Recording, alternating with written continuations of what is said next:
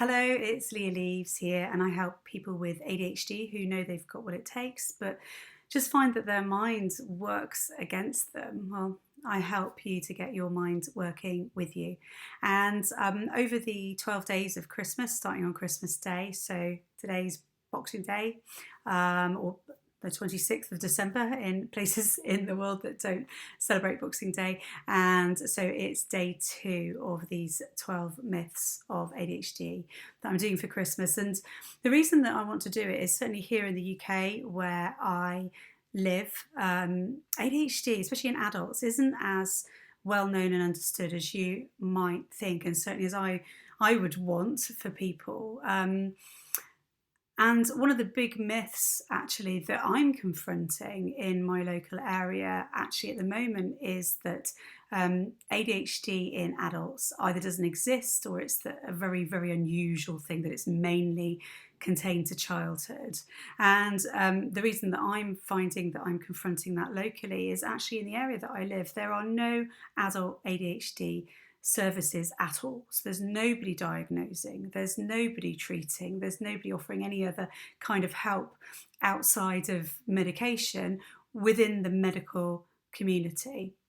There's me offering hypnotherapy for people and helping people to manage their mind as best they can, but there's nobody actually officially out there. So in a medical capacity. So the GPs, the nurses, and the people, the general public, aren't really having ADHD on their radar. It's a really terrible way of saying it grammatically.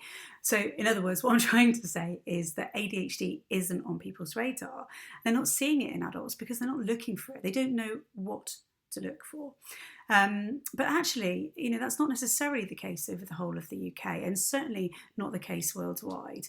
Certainly within those people who specialise in adult ADHD, it's fairly well recognised that there's a good proportion of people who are diagnosed with ADHD in childhood who then are subsequently either diagnosed with ADHD in adulthood or just known to continue their ADHD into adulthood.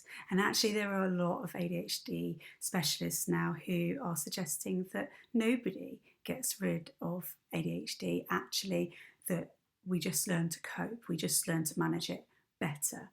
And I would argue from my own experience that yes, outwardly we manage it better, but often things can be still really, really difficult underneath, and the impact can be huge for people. So in 2014, the UK government sent out a questionnaire, not to every single household, but they selected households to represent the whole population. And they asked these people, questions about the signs and symptoms of ADHD, asking them if they experienced any of those signs and symptoms, if they recognised it in themselves.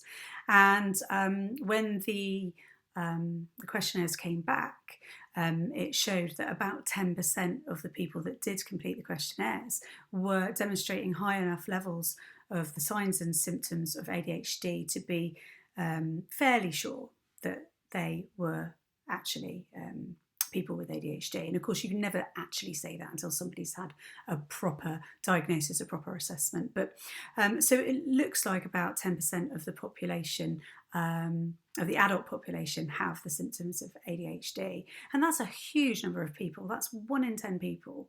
But actually, for most people who live in the UK, you ask them if they know any adults with ADHD, most people will say no, because we just don't realise it.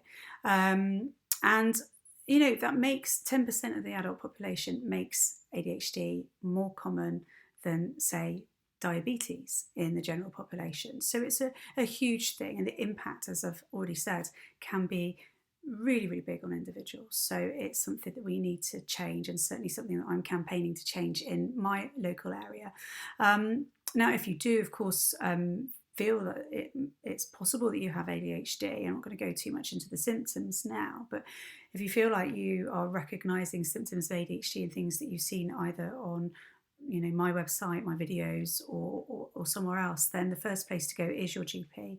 And if you aren't able to get any help there, then what I would recommend doing is to look on the AADD website and look for some of the resources there, which will guide you into the best ways to find help and support for the particular things that you want help with.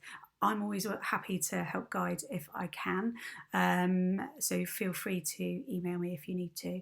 And if you want to, whether you're diagnosed or not, but you feel like some of the symptoms of ADHD are relevant to you, and that you want to get if you want to kind of get a little bit more control, you want to feel calmer, you want to kind of be able to do some of the things that you've been finding more difficult, then why not book an assessment consultation with me? We can meet online over video call, usually about an hour, and I'll find out what I need from you in order to make a good assessment as to A, whether I can help you, and B, what the best plan of action would be. And I'll explain to you exactly my reasons why. And of course, it gives you the opportunity to meet me, to hear from me how I would intend to help you, and make a decision yourself as to whether this is something that's right for you. But don't worry if it's not, whether I decide that I can't help you, whether you decide that working with me isn't right for you. Either way, at the end of the session, if you don't want to go forward or I don't want to take you forward, then I'll refund your session fee. And if you really want an opportunity to try it completely for free, then head over to Instagram, and I'll put the link below. And if you do that before the 5th of January 2020, then you can enter a competition to get a chance to win your assessment consultation completely free. So I hope you have a fantastic day. I hope it's been useful to you listening to me here today, and please do pop any questions or comments in the comment section below, and hope to see you tomorrow for the third myth in the series of 12.